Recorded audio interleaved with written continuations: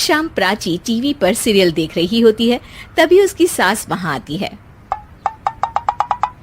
अरे सीरियल में तो ऐसे मग्न है जैसे आज रात का खाना पड़ोसी आकर बनाएंगे। मुझे पता ही नहीं था आपने अपने बेटे की शादी पड़ोस में भी की हुई है। हैं? मतलब? मतलब इस घर में सारा काम बहू ही करती है, आप तो सिर्फ खर्राटे मारती हैं। अच्छा जी, फिलहाल तो तुम आराम फरमा रही हो, चलो जाओ, ये मेरे टीवी देखने का समय है। आहा, इसीलिए मुझे भगाया जा रहा है। सॉरी, अब तो बिल्कुल नहीं जाऊंगी। प्राची की इस बात पर दोनों सास बहू के बीच टीवी रिमोट के पीछे बच्चों जैसे छीना झपटी शुरू हो जाती है, जिसके बीच श्लोक भी काम से घर वापस आ जाता है। आज मेरी चूहे बिल्ली की जोड़ी किस बात पर झगड़ रही है? अरे तेरे बीवी मुझे टीवी ही नहीं देखने दे रही। अरे तुम्हारी मम्मी मुझे खाना बनाने के लिए फोर्स कर रही है। अरे वाह, ऐसे बेतुके रीजन पर तो बच्चे भी झगड़ा नहीं करते। अरे मुझे कुछ मत बोल, सब इसने ही शुरू किया है। हाँ हाँ, जैसे आप तो बहुत दूध की धूली है ना। अरे बस, दोनों चुप। प्राची जाओ, खाने की तैयारी करो। और माँ तुम छोड़ो, तुम्हें क्या बोलूं, शांति से अपना सीरियल देखो, मुझे दोबारा लड़ने की आवाज सुनाई नहीं देनी चाहिए। ऐसा बोलकर श्लोक वहां से चला जाता है, जिसके पीछे पीछे प्राची भी कुछ न कुछ बड़बड़ाते हुए रसोई में चली जाती है। हाँ हाँ, सासू जी को तो कुछ बोलेंगे ही नहीं, बस मुझ पर ही हुक्म चलता है, खाना बनाओ, जैसे मैं इनके घर में खाना बनाने के लिए आई हूँ।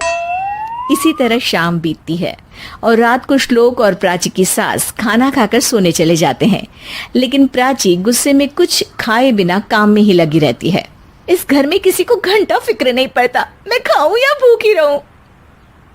प्राची कुछ देर के लिए रसोई से बाहर जाती है और जैसे ही वापस आती है तो वहां दूध का भरा ग्लास देखकर हैरान रह जाती है। फिक्र पूरी है, बस दिखाना नहीं है।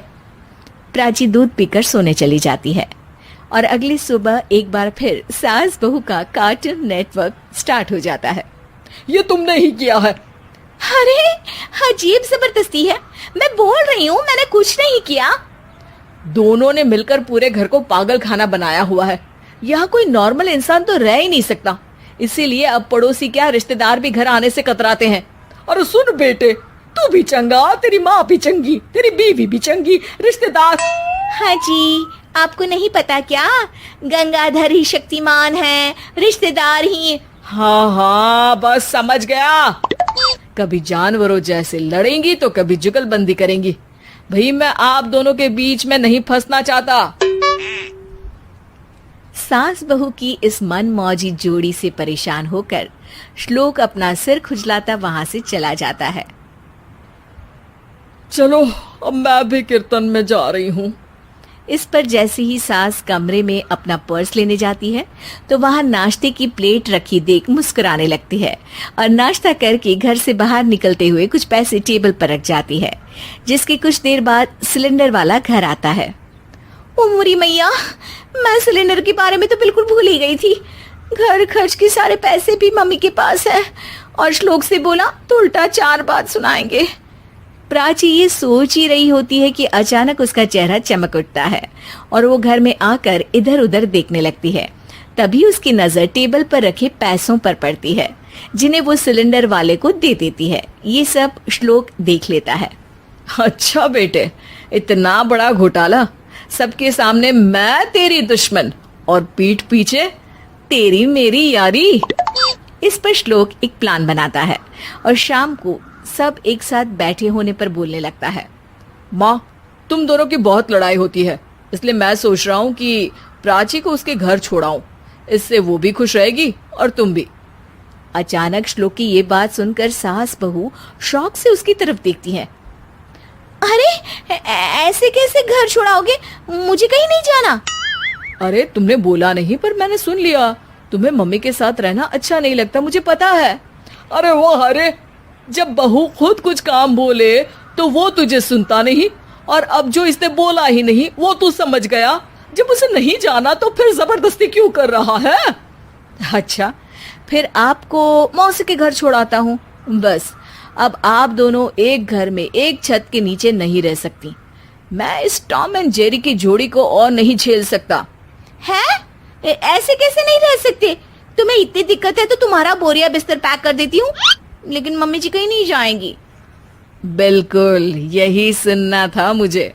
अगर दोनों में इतना ही प्यार है फिर हर वक्त ये लड़ाई का नाटक क्यों करती हो? देखा मैंने कैसे माँ किचन में दूध रखती है और तुम उनके लिए कमरे में नाश्ता रखती हो, और कैसे वो पहले ही तुम्हारी दिक्कत समझकर घर में पैसे रखकर बाहर जाती है। अरे भाई, इतना ड्रामा तो डेली सोप में भी नहीं होता जितना तुम दोनों ने इस घर में फैलाया हुआ है। तू हमें टॉम एंड जेरी बोलता है ना, तो याद कर वो दोनों भी एक दूसरे को बाहर वालों की बुरी नजर से बचाने के लिए हमेशा सबके सामने लड़ते थे, लेकिन अकेले में दिक्कत के समय मदद भी तो करते थे। बस हमारा रिश्ता भी कुछ ऐसा ही है। और वैसे भी अगर सास बहू में तू मैं नहीं होती तो दुनिया वालों को कहानियां कैसे मिलेंगी?